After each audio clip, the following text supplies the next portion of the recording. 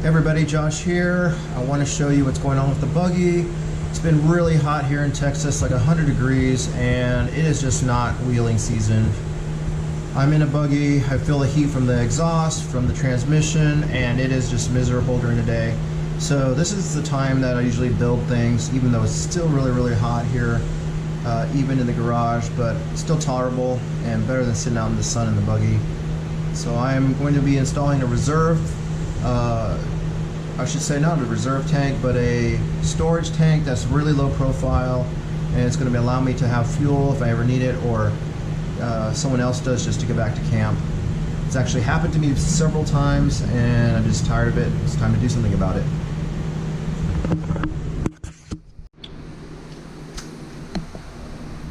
Hey everybody, Josh here.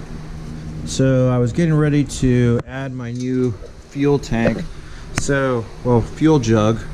So I added this really awesome shaped 5-gallon tank, and I noticed that for a full day of wheeling with the new 4.6 stroker, I might not have enough fuel at a really steep angle. I don't know if that's 100% true, but it just sure seemed like that last time I went out. So I started up the Buggy, then I noticed a leak down here. So this fitting here is just a hose clamp, but it's under a lot of pressure. This pump is pushing everything out, going through the fuel pump, the fuel rail. So it's under a tremendous amount of pressure. I think like 50 pounds, which is pretty strong for this little hose. So I'm gonna see if I can fix that. And then I wanted to show you my new Rotopacks here. So my Rotopack is going to mount right here on the Buggy. That way, this is a 2-gallon. I did have a hard time paying $100 for a 2-gallon freaking piece of plastic, but you know how the Buggy life is. It is really thick though, I will say, compared to, like, let me grab one. This is what I was using, and I would just kind of set it in here. But this is way thicker, way more stout. And I'm going to mount it using this.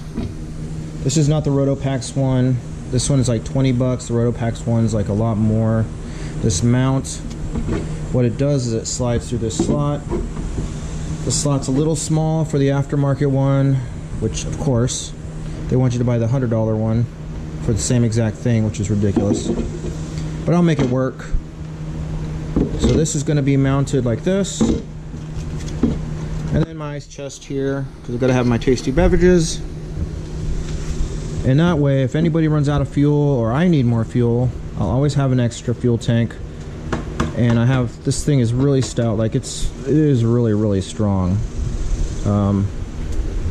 So I think that's going to be where I mount it, and it's going to be great because whenever I need fuel, I have run out of fuel on the trail, and that sucks. You got to ask people for help, but I'll be able to fuel myself and anybody else that needs help. So a lot of people ask me, let me scoop around over here, why didn't you just get a bigger fuel tank? Well, I used to have a bigger fuel tank, and it was a square one. Actually, this is where the old fuel tank was, here. I cut the top off to make it a storage. The problem I had with it, and I don't understand why a lot of people don't have the same problem, I know some do and some don't, maybe the pickup, but if you don't have enough fuel, you get low on fuel, and you're sideways or you're really on an incline, all the fuel goes to one side. So your pickups are going to be in the middle for your fuel pump, and you're going to starve your engine for fuel, which means you're in a really precarious position, and now you don't have any fuel and you got to restart, and that sucks. So going to this tank here, it's only 5 gallons, but the shape is totally different. It's designed taller so that, and it's angled at the bottom so that the fuel always gets to the fuel pump, at least the best you can get. I really like this tank. I would say that this is even stronger than what this is made out of. This is a Jazz. So I don't know if that's true, but I think it's going to be a good addition to the buggy. If I ever run out of fuel, be able to help other people. Let me get a side view here.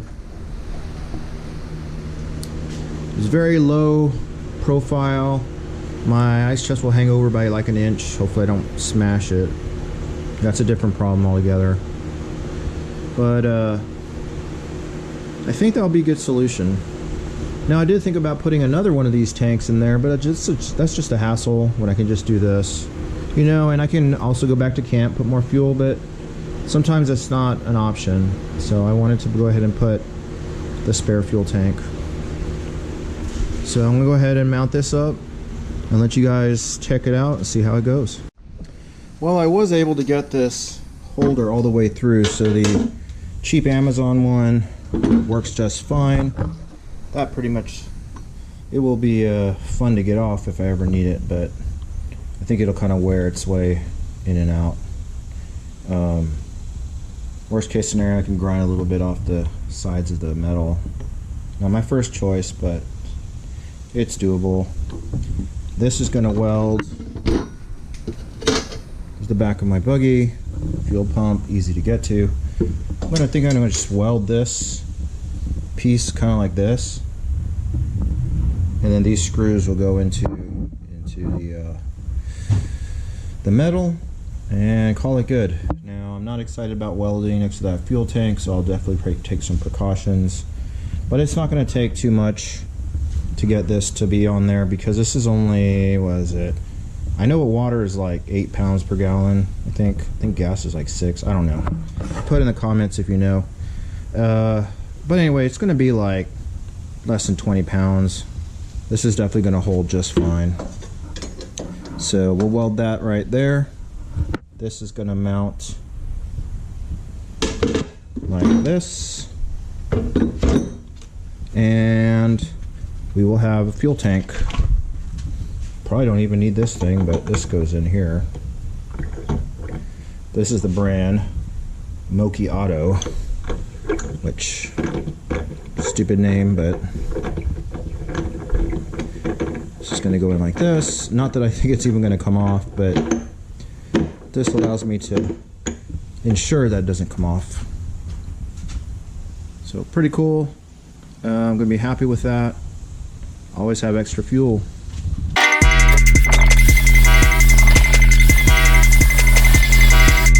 Okay, so FYI, before I welded, I did put my welding blanket, double layered it, so nothing would get, hopefully, touched. Also closed the air valve for my fuel tank. It goes all the way up there, back down. So that way no fumes would be in contact with the weld. So always be careful. I did wear my gloves and my mask and my trusty welding shoes. Don't do that. So welded that on there. That was actually kind of nice. And whew, yeah, it's a little hot. Didn't think about that, but it's on there. It's not going anywhere. So what we're gonna do is drill some holes to these bolts here, and go in right here, and be able to mount the tank. Super easy. Not really off-road related, but it is building something. So if you ever wonder what else I do on the side, can't always work on this thing. But I'm building my little 3D printed R2-D2. Wow. Kind of cool. His head moves. Eventually he's going to have all electronics. I've always wanted to get in robotics. So he'll move around. His head will move. He'll make noises. And I'm going to paint him by hand, make him look all really cool and weathered. But that makes me happy, so we're gonna do it.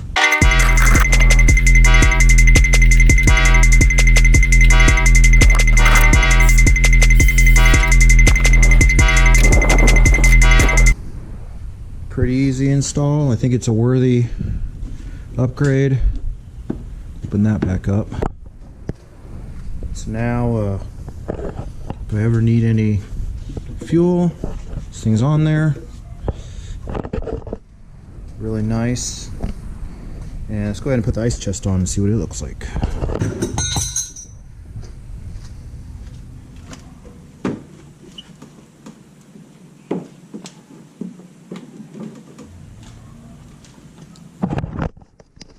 Alright, so it does hang off just a touch, so hopefully I don't hit it on anything. We'll find out, I guess. I like that it's hidden away, definitely protected by the cage on each side, and then the ice chest, which is super strong. Move that out of the way. But there we go, simple install. I think it's going to be worth it. I'll put a link to the gas tank and all the things I used for this modification. If you see me on the trail, you need fuel, just hit me up. I've got a little extra. Thanks for watching. If you enjoy modifications and builds like this, make sure you subscribe and hit the like button. That helps me out a lot. I'd love to do more of these videos and show everybody how to do some different things on their buggy or Jeep or Toyota or whatever you drive. Most important thing to remember is get out there and just do it. It's not as hard as you think, and it's a lot of fun. Take care.